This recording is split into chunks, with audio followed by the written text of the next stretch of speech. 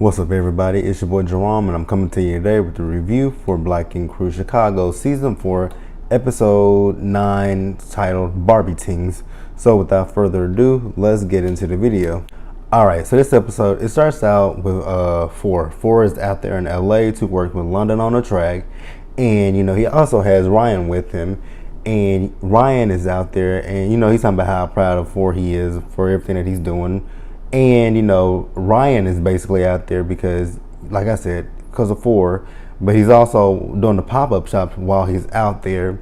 And Four asked him, is he gonna link up with Kat since he's out there, because Kat is out there in California as well. And Ryan is like, nah man, I ain't gonna meet up with Kat and all that kind of stuff. So they get to We Got London on the Track's house, and watching this, I'm thinking to myself, I'm sitting here thinking to myself, looking at this, I'm like, man, this is another Mona Scott production, but I know that that's not Mona Scott, this is Big Fish. But when I get to the house and they go upstairs, I'm like, do y'all really expect us to believe that London on the Track lives in this empty ass house? Because number one, like I said, it's empty as shit. And then when they were in there talking, you could hear the echo. Like, I'm like, do y'all really expect us to believe that anybody lives in that house? That y'all didn't just rent this bitch just to film? But whatever. So like I said, they're at his house, and London on the Track introduces Four to his team, which is full of women, and they're talking about what they want to do and all that kind of stuff. One of them was talking about how he killed it at that Summer Jam event that he had, performed at. And now they want him to perform London on the Track abroad. They want him to be there in Jamaica with him. So I'm like, oh, look at you, Four. Like, you doing some good shit for yourself. Like, you going from performing in Chicago for, however many people it was, to going to Jamaica to have a performance with We Got London on the Track. I'm like, look at that. Like, big ups to you. Like, that's some real shit right there. All right, and then back in Chicago at Loyal Ink, you got the whole crew there, minus Four, and they are talking about sucking toes. And I'm like, damn, y'all that bored? Y'all don't have any clients that y'all sitting here talking about the sucking of toes? Like, ew, first of all, like, really? So I know it was Daniel, it was Lily, it was Reese, and it was what's his name, Don there. And Don is the only guy in there. And then in walks Cobra and Van. And when Cobra gets there, she's telling them about this article that was written in the Chicago Tribune about Ryan and all the stuff that happened with the shop, when he came in there and vandalized the shop, punched the holes in the walls, and shot up the shop allegedly. So they're talking about that, and when they're talking about that, they actually have a quote in there from Charmaine, which she talking about she didn't do, but then she started talking about she did an interview with the Chicago Tribune, but the interview that she did with them was not to attack Ryan. It was she thought that she was talking about the shop and all that kind of stuff, but however they have used it to make it seem like she's talking shit about Ryan. Now the easiest thing that Charmaine could have did was she could have easily said no comment, and they wouldn't have anything to flip or spin with where she's involved and all that kind of stuff. And they also did say that with the interview they have a security footage of Ryan in the shop with guns in his hand and all that kind of stuff. Now, I remember, when the show first started back up, that Ryan was saying, he didn't do that and all that kind of stuff. And we'll get into that just a little bit later in the review. Okay, now back out there in LA, you got Ryan doing his pop-up shop. And, Ryan is saying that he only put up one post on IG, and from that one post, he's super booked from that, which I'm like, okay, that's a good thing. Like, that shows how much people watch the show and how popping you are, that you just put one post up saying that you're gonna be out there in California and you're automatically booked. That's cool right there. And so he gets an actor there by the name of Chris Lofton or something like that. truly never heard of the dude before, but you know, the dude comes in there and he wants Ryan to do a tattoo for him. So Ryan does a tattoo for him, and looking at that tattoo, at first I was confused as to what there was, but then once Ryan, you know, showed the finishing product, I'm like, damn, that's a badass tattoo. Like, I would actually get that. And I like the fact that Ryan actually draws out his tattoos. So, you know, say what you will about Ryan, like, dude is very, very talented. So, you know, big ups to Ryan for that. Like, it's good that, you know, you can go to California, put up one post, and you get a lot of people coming out there trying to, you know, want to work with you. So, you know, like I said, say what you will about Ryan. Ryan is talented as shit. And then I also forgot to say that, you know, the actor Chris Lofton, or whatever his name was telling Ryan about the article in the Chicago Tribune, which Ryan, once again, he already knew about that. You know, with the magic of social media, you know, one person posted and it goes so far, you know, things, he was talking about how things are different in this day and age as opposed when in the 90s, where, you know, you would see stuff on TV and that would be the only place that you would really see the news, the TV and the you know, the papers and all that kind of stuff. But with social media the way it is today, you can find that shit anywhere online. And, you know, he's talking about how, you know, Charmaine gave that interview with the Chicago Tribune. And, you know, he feels like Charmaine and everybody else in the shop is kind of throwing salt on his name at this point. Which I don't know how I feel about that one. Like I said earlier, Charmaine could have just easily said no comment to that. But, you know, if they made her feel like she was talking about the shop instead of Ryan, then I can see that. But again, she still could have easily just said, man, I ain't got no comment for y'all, so keep it pushing. But she did give them a comment. So, I mean, I get how Ryan can feel like he, you know, was betrayed by them. But on the other hand, I don't see that. So, you know, I really don't know. I mean, I really don't know how I would feel in that situation. I probably would feel a little bit hurt or a little bit betrayed, but at this point, they're not friends with each other. They're not talking to each other. So what does Ryan expect from them? To still remain loyal to him after everything that's happened? So I really don't know what Ryan was 100% expecting, you know, the other people to do where he's involved. Okay, and then we got we got London on the track. They in the studio, and you know, we got London on the track. It's telling Ford he wants him to go into the booth. He wants him to record some hooks for some songs, and of those hooks that he records, they'll pick some and they'll put them on you know, some records that he's gonna put out. So, you know, Ford goes into the booth, and, you know, he starts, you know, trying to do his rapping and all that kind of stuff. But every time he would do it, We Got London on the track would have to stop him and be like, hey man, you know, that ain't right. Like, I need you to try that, you know, I need you to try that again. So, like I said, he kept doing that and he kept doing that until eventually Forrest's like, well man, you know, what's going on? What's wrong? Like, what am I not doing right? He like, and you know, what's wrong? What, you know, and he wants to know what is going on, basically. And, you know, when I was looking at this, I'm like, you know, I felt like maybe Ford was just a little bit nervous. You know, this is somebody that's a super producer in the industry, and he wants to work with him. So I feel like, one, it might have been nerves, and two, I definitely agree with what We Got London on the track said, that he really didn't have any energy when he was in there. It sounded like he was, you know, half asleep. And that's why, you know, when London on the track said you sound like you sleep, you need a blanket and all that kind of stuff. And I'm like, exactly. Like, he does not sound like he's happy, energized, enthusiastic, nothing. It just sounds like, hey man, I'm on the track with London on the track. And you know, it just seemed like he didn't have any kind of personality, any kind of energy, and nothing like that. And that's all that London on the track was really trying to get from him. Like, just give me some energy, give me some anything, especially if you're gonna say my name on a song. Like, you got to give it to me hard. And you know, he really wasn't, which I was like, come on man, like, he really wants to work with you, but here you are in front of him. And it's easy, it's cool to say, you know, man, I'm thankful that you are wanting to work with me, and just tell him, let me get myself together just a few minutes, and tell him, hey, I'm just a little bit nervous. Like, it's an honor to work with you and all that kind of stuff. And maybe he would understand that. But for Ford to be in there and to be completely lackluster and all that kind of stuff, I definitely understood where London on the Track was coming from, with him saying he had no energy, had no presence, no nothing. It just was like a dry piece of fish, basically.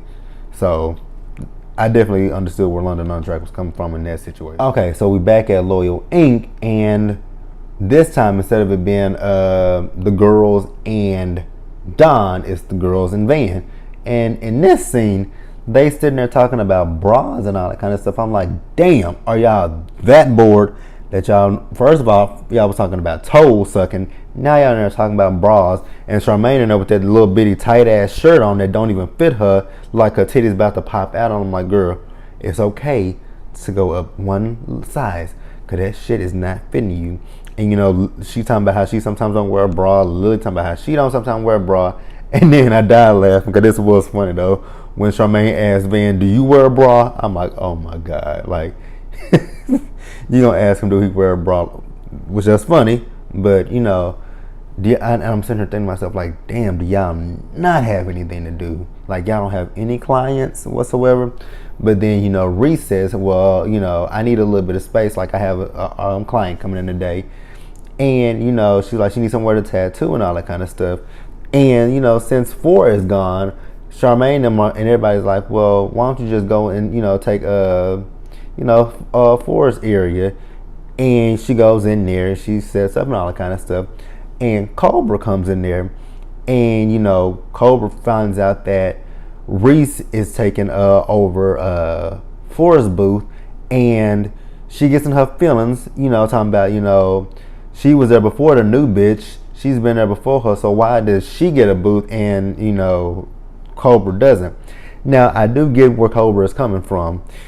Yeah, true enough, you have been there longer than Reese in this situation, but also with Loyal Inc., technically, Reese was there before you, so, like, I get it. It's a play on words, Yes, Cobra was there before Reese, but she was there with Cobra was there for 9 Mag, not Loyal Inc. And Reese was here for almost the beginning of Loyal Inc. So then Cobra, actually Reese overhears her calling her a bitch and all this kind of stuff. And Reese was like, who you calling a bitch and all that kind of stuff. And then, Cobra's talking about she calling her a bitch. And, Cobra gets mad and get all up in Reese's face. And, she tries to, bum rush Reese and push Reese out the shop and all that kind of stuff. And, Reese is saying that she's not here for the violence, which you can clearly tell that. But I'm thinking, even still, you can take Cobra big behind. Because when Cobra got mad, she was, hidden stuff and all that kind of stuff. And I'm like, you moving slower than a slow ass snail. So all the stuff that you doing, what is it for? And Cobra's there trying to question everybody, like, who looked at her work and all this kind of stuff. Like, how did y'all know she was a good artist and all that kind of stuff? And Lily was like, well, I'm the one that interviewed and all that kind of stuff. And she said, I did look at her work. So, and I'm still thinking to myself, like, Cobra, I get where you're coming from, but all this that you doing is unnecessary and it's stupid as hell, to be quite honest with you. And when Cobra and Reese were arguing with one another, it's crazy that Van, screaming ass, banshee ass, was sitting there being the voice of reason. Like, what the fuck is going on when you got Van, screaming ass, being the voice of reason? I tweeted, Van's going at some point bust a blood vessel. He gonna have a stroke. He gonna have a heart attack. He gonna have something with all that loud ass screaming that he does. Like, good god damn, he screams so much. But he was making a point. He's like, Reese is gonna be in 4's booth, and he's like, Cobra, you can have my booth, and me and Lily, we can rotate when we have clients and all that kind of stuff. I'm like, what the fuck? Again, of all people, Van has to make sense logically, like, that is a damn shame when Van is the logical person making sense in the situation. Like, you guys should really be embarrassed by yourselves that you are letting Van, Jigglypuff, Screaming, and Banshee make a point. Like, you should be embarrassed. Okay, so we got back in LA, you have Nikki out there. Nikki flew out there to surprise Four and all that kind of stuff. So, she's setting up the room. She got the flower petals, she got the candles and all that kind of stuff, and she got on her sexy lingerie. And Nikki has a banging ass body. So, she's sitting in the bed, she waiting for Four to get there. Now, Four of them, they out at the club and all this kind of stuff, and I'm like, ooh, Nikki, girl, you're gonna be sitting. When I saw that, before they even did anything, when they first showed that they were in the club, I'm like, Nikki gonna be in that bed by herself all fucking night, probably into the morning. And lo and behold, I was correct, because they when Four and London on the Track and Ryan, they in the club. You got, there's one scene where London on the Track and Four are talking, and London on the Track was trying to say he's not trying to be hard on Four. He's just trying to push it out of him to get what he needs from him, which I respect that. And then I'm like, are they gonna? I'm like, did they forget about Nikki over there in that bed?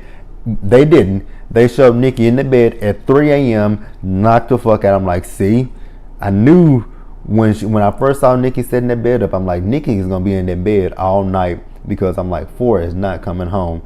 So they go back to the club scene, and you got Ryan and Four talking to each other. And they're talking about, once again, the Chicago Tribune, that Four knew about it. He just don't feel like the other people at Loyal Inc. were being malicious or hurtful or anything when they gave, mostly he's talking about Charmaine, when she gave that interview with the Chicago Tribune about Ryan. But Ryan feels otherwise. So Ryan, he gets a call while he's in the club. He gets a call from Junior, and Junior is telling him that the police came to his shop looking for him, and Ryan is in his feelings and all that kind of stuff. And they, like I said, they still at the club having a good time. So they finally do leave the club. It's 5 a.m. in the morning. They go back to where Four is staying, and they walk into the door talking loud, I guess, because they talking so loud that they scared the shit out of Nikki. And Nikki woke up, and they were like, whoa, who was up there? And she was like, Nikki. And they were like, she was like, everybody said, are you naked? She said, yeah. So Ryan and that other dude that was with them, they left out. And Four was like, how long, when did you come here, and all that kind of stuff. And she was like, it was a surprise. And I'm like, it was a surprise, all right, a bad surprise that you went to sleep on. Like, you've been sitting there since whatever time it was that they showed us originally, up until 5 o'clock in the morning, in some lingerie, and you sleep.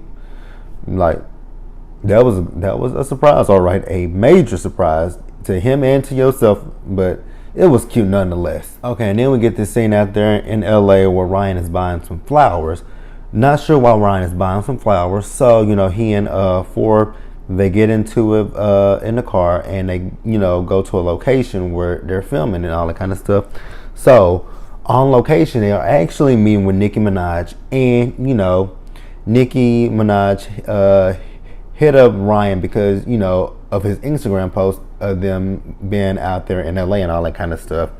So like I said, she hit them up, and when they get there and they meet up with her, she's talking about how she follows them on the on social media and all that kind of stuff. And she first asked him where's Kat at, and Ryan says she's not with the shop and he's not with the shop anymore. And he gives her the rundown that he is, like I said, left 9 Mag, and he's doing his own thing at this point right now. And Nicki Minaj gives him some good help, words of encouragement and advice, for how moving forward with his life. If you put stuff out there, it'll come to you and all that kind of stuff. And she's basically, the reason why she hit him up is because she wants to get a Barbie tattoo commemorating her album Queen, which is coming out either when does that album come out? Because I actually saw on the Shade Room where she has another song that she probably wants to put on this album. So she wants to know if she should push the album out later or she should keep her date and lose this song. I'm like, girl, do whatever you want to do. But, you know, that's that with that. So, like I said, she's getting this Barbie tattoo to commemorate her album Queen. Alright, so we are back at Loyal Inc. They are having a pool party. And, you know, you got Van dunking all the girls in the little kiddie pool and all that kind of stuff.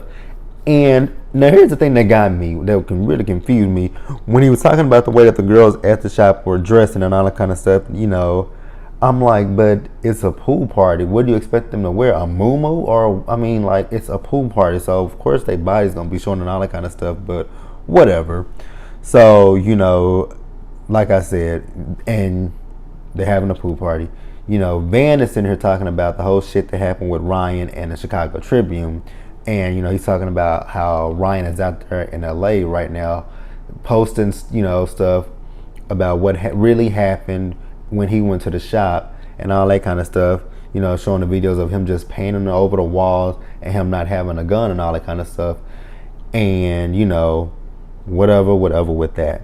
So, you know, Cobra is inside of the shop and Cobra is still in her feelings about everything, which rightfully so. She can, you know, she has every right to be in her feelings. If she feel like, you know, they looking over her, that's her business. You know, that's her business, that's her prerogative and all that kind of stuff. She can feel that way.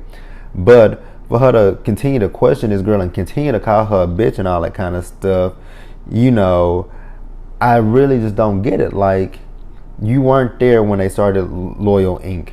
You know, Lily reached out to Reese and had Reese come in to work at the shop.